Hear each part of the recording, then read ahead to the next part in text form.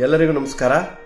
ನನ್ನೆಲ್ಲ ಆತ್ಮೀಯ ಯೋಗ ಬಂಧುಗಳೇ, ದಸರಾ ಕ್ರೀಡಾಕೂಟದ ಪರವಾಗಿ ಒಂದು ಮುಖ್ಯ ವಿಷಯವನ್ನು ತಮ್ಮ ಹತ್ರ ಹಂಚ್ಕೊಳ್ತಾ ಇದ್ದೀನಿ.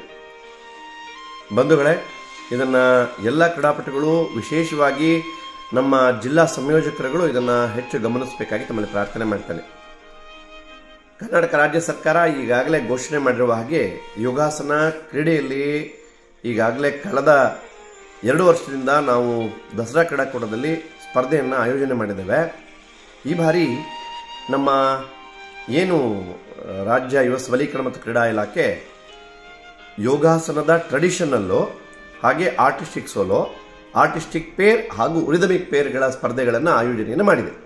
ಗಮನ ಇಡಿ, 4 ಸ್ಪರ್ಧೆಗಳನ್ನು ಆಯೋಜನೆ ಮಾಡಿದೆ. ಒಂದು artistic solo, artistic pair, rhythmic pair ಹಾಗೂ ಟ್ರೆಡಿಷನಲ್ ಅಂತೇಳಿ 4 ರೀತಿಯ ಸ್ಪರ್ಧೆಗಳನ್ನು ಆಯೋಜನೆ ಮಾಡಿದೆ. ಈಗಾಗಲೇ ಅದರ ಬಗ್ಗೆ ಪೂರ್ಣ ಮಾಹಿತಿಯನ್ನು ನಾವು ನೀಡಿದ್ವಿ. ಈಗ ಸ್ವಲ್ಪ ಅದರಲ್ಲಿ ಬದಲಾವಣೆಯನ್ನು, ಏನು ನಾವು 4 ಆಸನಗಳನ್ನು ವಿಭಾಗದ ಸ್ಪರ್ಧೆಗಳನ್ನು ಮಾಡ್ತಾ ಇದ್ದೀವಿ, ಅದರ ಬಗ್ಗೆ ಒಂಚೂರು ಮಾಹಿತಿಯನ್ನು ಕೊಡಲಿಕ್ಕೆ ಇಷ್ಟಪಡ್ತೇನೆ. ಟ್ರೆಡಿಷನಲಲ್ಲಿ 4 ಕಡ್ಡಾಯ ಆಸನಗಳು, 3 ಐಚ್ಛಿಕ ಆಸನಗಳಿರುತ್ತೆ. ತಾಲೂಕು ಮಟ್ಟಕ್ಕೆ ಬೇರೆ, ಜಿಲ್ಲಾ ಮಟ್ಟಕ್ಕೆ ಬೇರೆ, ಜಿಲ್ಲಾವಾರು ಮಟ್ಟಕ್ಕೆ ಬೇರೆ ಹಾಗೂ ನಮ್ಮ ರಾಜ್ಯ ಮಟ್ಟಕ್ಕೆ ಬೇರೆ. ತಾಲೂಕು ಮಟ್ಟದಲ್ಲಿ ಯಾರು ವಿಜೇತರಾಗ್ತಕ್ಕಂಥ ಮೊದಲ 2 ಸ್ಪರ್ಧಿಗಳು ಅಂದರೆ ಪ್ರಥಮ ಮತ್ತು ದ್ವಿತೀಯ ಸ್ಥಾನದವರು ನೆಕ್ಸ್ಟ್ ಲೆವೆಲ್, ತಾಲೂಕು ಲೆವೆಲಿಂದ ಜಿಲ್ಲೆಗೆ ಬರ್ತಾರೆ, ಜಿಲ್ಲೆಯಿಂದ ಜಿಲ್ಲಾವಾರಿಗೆ ಹೋಗ್ತಾರೆ, ಜಿಲ್ಲಾವಾರಿಂದ ರಾಜ್ಯಕ್ಕೆ ಬರ್ತಾರೆ. ಹಾಗೆ ಆರ್ಟಿಸ್ಟಿಕ್ ಸೋಲೋನಲ್ಲೂ ಅಷ್ಟೇ ಪ್ರಥಮ 2 ಸ್ಥಾನಗಳು. ಮತ್ತೆ ನಮ್ಮ ರಿದಮಿಕ್ ಪೇರು ಮತ್ತು ಆರ್ಟಿಸ್ಟಿಕ್ ಪೇರಲ್ಲಿ ಅಲ್ಲೂ 2 ಪ್ರಥಮ 2 ಸ್ಥಾನಗಳು. ಅಂದರೆ ಅಲ್ಲಿ ಇಬ್ಬಿಬ್ಬರು ಬರ್ತಾರೆ, ಇಲ್ಲಿ ಒಬ್ಬೊಬ್ಬರು ಇರ್ತಾರೆ, ಇಲ್ಲಿ ಇಬ್ಬಿಬ್ಬರು ಬರ್ತಾರೆ. ಯಾರು ಮೊದಲ 2 ಸ್ಥಾನಗಳನ್ನು ಪಡೆದವರು ಬಂದಿಲ್ಲ ಅಂತಾರೆ, ಅವರಿಗೆ 3ನೇ ಸ್ಥಾನದವ್ರಿಗೆ ಅವಕಾಶ ಇರುತ್ತೆ. ನೇರವಾಗಿ 4ನೇ ಸ್ಥಾನದವ್ರಿಗೆ ಅವಕಾಶ ಇರಲ್ಲ. 3 ಬರಲ್ಲ ಅಂದರೆ 4ನೇ ಸ್ಥಾನಕ್ಕೆ ಕಳಿಸ್ಕೊಡ್ತಕ್ಕಂಥ ವ್ಯವಸ್ಥೆ ಇರುತ್ತೆ. ಸೊ ಇದನ್ನು ತಾವು ಎಲ್ಲ ಕ್ರೀಡಾಪಟುಗಳು ಹಾಗೂ ನಮ್ಮ ಏನು ಸಂಯೋಜಕರುಗಳಿದ್ದೀರಾ ಅಥವಾ ಯುವ ಸಬಲೀಕರಣ ಮತ್ತು ಕ್ರೀಡಾ ಇಲಾಖೆಯ ಆಯೋಜಕರಿದ್ದಾರೆ, ಅವರು ದಯವಿಟ್ಟು ಇದನ್ನು ಗಮನಿಸಬೇಕಾಗಿ ತಮ್ಮಲ್ಲಿ ಪ್ರಾರ್ಥನೆ ಮಾಡ್ತೇನೆ. ಇನ್ನು ಅದಾದ ನಂತರ ಸ್ಪರ್ಧೆಯು ಬೆಂಗಳೂರಿನಲ್ಲಿ ಈಗ ಏನು ನಾಳೆ ನಡೀತಾ ಇದೆ, ಅಂದರೆ 25ನೇ ತಾರೀಕು ಸ್ಪರ್ಧೆಯನ್ನು ಆಯೋಜನೆ ಮಾಡಿದ್ದೀವಿ. ಎಲ್ಲ ಕ್ರೀಡಾಪಟುಗಳು ನೇರವಾಗಿ ಅಲ್ಲೇ ಬಂದು ಭಾಗವಹಿಸಲಿಕ್ಕೆ ವ್ಯವಸ್ಥೆಯನ್ನು ಮಾಡಿದೆ.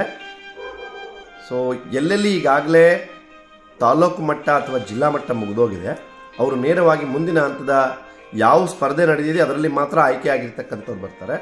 ಉಳಿದವರು ಅಲ್ಲಿಯ ಸಂಯೋಜಕರುಗಳನ್ನು ಮತ್ತು ಅಲ್ಲಿಯ ವ್ಯವಸ್ಥಾಪಕರನ್ನು ನಮ್ಮ ಸಂಯೋಜಕರುಗಳು ಅಥವಾ ಕ್ರೀಡಾಪಟುಗಳು ಮಾತಾಡಿ ಯಾವ ರೀತಿ ಅಲ್ಲಿಯ ಮುಂದಿನ ವ್ಯವಸ್ಥೆಯನ್ನು ಮಾಡಬಹುದು ಅಂತಕ್ಕಂಥದ್ದನ್ನು ಗಮನಿಸಿ ಅದಕ್ಕೆ ಬೇಕಾಗಿರ್ತಕ್ಕಂಥ ಸೂಕ್ತ ಸಲಹೆಗಳನ್ನು, ಮಾರ್ಗದರ್ಶನವನ್ನು ಅಲ್ಲಿಯ ಏನು ನಮ್ಮ ಉಪನಿರ್ದೇಶಕರುಗಳಿರ್ತಾರೆ ಅವರು ಅದನ್ನು ಮಾಡಿ ಕಾರ್ಯಕ್ರಮಕ್ಕೆ ತಮ್ಮನ್ನು ಭಾಗವಹಿಸ್ತಕ್ಕಂಥ ವ್ಯವಸ್ಥೆಗೆ ಮಾಡ್ತಾರೆ.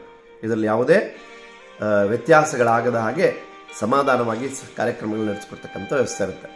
ಇನ್ನೊಮ್ಮೆ ಗಮನ ಕೊಡಿ, ಈಗಾಗಲೇ ನಡೆದಿರ್ತಕ್ಕಂಥ ಜಿಲ್ಲಾವಾರು ಅಥವಾ ತಾಲೂಕು ಮಟ್ಟದ ಸ್ಪರ್ಧೆಗಳಲ್ಲಿ ಮುಗಿದೋಗಿರ್ತಕ್ಕಂಥವ್ರು ಈ 2 ಏನು ಆರ್ಟಿಸ್ಟಿಕ್ ಪೇರು ಮತ್ತು ರಿದಮಿಕ್ ಪೇರ್ಗೆ ಅಲ್ಲಿಯ ವ್ಯವಸ್ಥಾಪಕರುಗಳನ್ನು, ಅಂದರೆ ಜಿಲ್ಲಾ ಯುವ ಸಬಲೀಕರಣ ಮತ್ತು ಕ್ರೀಡಾ ಇಲಾಖೆಯ ಉಪನಿರ್ದೇಶಕರುಗಳ ಒಂದು ಮಾರ್ಗದರ್ಶನದಲ್ಲಿ ಮುಂದಿನ ಹಂತದ ಸ್ಪರ್ಧೆಗಳಲ್ಲಿ ಭಾಗವಹಿಸ್ತಕ್ಕಂಥ ಒಂದು ವ್ಯವಸ್ಥೆಯನ್ನು ತಾವು ಮಾಡ್ಕೋಬೋದಾಗಿ ತಮ್ಮಲ್ಲಿ ಪ್ರಾರ್ಥನೆ ಮಾಡ್ತೀವಿ. ಇನ್ನು ಜಿಲ್ಲಾವಾರು ಸ್ಪರ್ಧೆಗಳಲ್ಲಿ ಕಡ್ಡಾಯವಾಗಿ 4 ಇವೆಂಟ್ಗಳು ನಡೆಯುತ್ತೆ.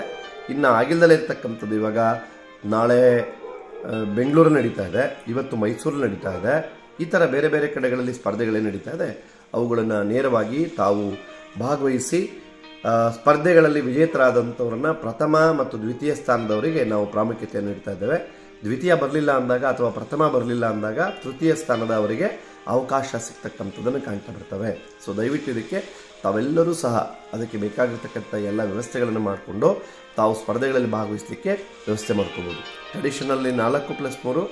ಇನ್ನು ಏನು artistic solo, rhythmic pair, artistic ಪೇರ್ಗಳಲ್ಲಿ ನಮ್ಮ ನಿಯಮಗಳೇನಿದೆ, 2 front, 2 back, 2 twist, 2 hand balance, 2 leg balance, ಈ ಅಷ್ಟು ಆಸನಗಳನ್ನು ನಾವು ಏನು ನಿಯಮದಲ್ಲಿ ಕೊಟ್ಟಿದ್ದೀವಿ 150ರಿಂದ 180 ನಿಮಿಷದ ಒಳಗಡೆಯಾಗಿ ನಾವು ತಾವು ವಿತ್ತು ಆ ಮ್ಯೂಸಿಕ್ನ ಜೊತೆಯಲ್ಲಿ, ಸಂಗೀತದ ಒಂದು ಜೊತೆಯಲ್ಲಿ ಆಸನಗಳ ಪ್ರದರ್ಶನವನ್ನು ಮಾಡಬೇಕು. ಇಲ್ಲಿ 2 ಈಕ್ವಲ್ ಆಗಿರುತ್ತೆ. ಅಂದರೆ ಆಸನಗಳಿಗೆ ಎಷ್ಟು ಪ್ರಾಮುಖ್ಯತೆ ಕೊಟ್ಟಿರ್ತೀವಿ, ಹಾಗೆ ನಮ್ಮ ಈ ಒಂದು ಮ್ಯೂಸಿಕ್ಗೂ ಆರ್ಟಿಸ್ಟಿಕ್ಗೂ ತುಂಬ ಪ್ರಾಮುಖ್ಯತೆ ಇರುತ್ತೆ. ಹಾಗಾಗಿ ತಾವುಗಳು ಅದಕ್ಕೆ ಸೂಕ್ತವಾಗಿರ್ತಕ್ಕಂಥ ತರಬೇತಿಯೊಂದಿಗೆ ತಾವು ಸ್ಪರ್ಧೆಗಳಲ್ಲಿ ಭಾಗವಹಿಸಬೇಕಾಗಿ ತಮ್ಮಲ್ಲಿ ಪ್ರಾರ್ಥನೆ ಮಾಡ್ತೇನೆ. ಧನ್ಯವಾದ. ಶುಭ ದಿನ. ಹೆಚ್ಚಿನ ವಿವರಗಳಿಗಾಗಿ 9343583787 ಈ ನಂಬರ್ಗೆ ದೂರವಾಣಿ ಕರೆಯನ್ನು ಮಾಡಿ ಅದಕ್ಕೆ ಸೂಕ್ತ ಮಾರ್ಗದರ್ಶನವನ್ನು ಅಥವಾ ಅದಕ್ಕೆ ಬೇಕಾಗಿರ್ತಕ್ಕಂಥ ಪೂರ್ಣ ವಿಷಯವನ್ನು ತಾವು ತಿಳ್ಕೊಬಹುದು. ಧನ್ಯವಾದ. ಶುಭ ದಿನ.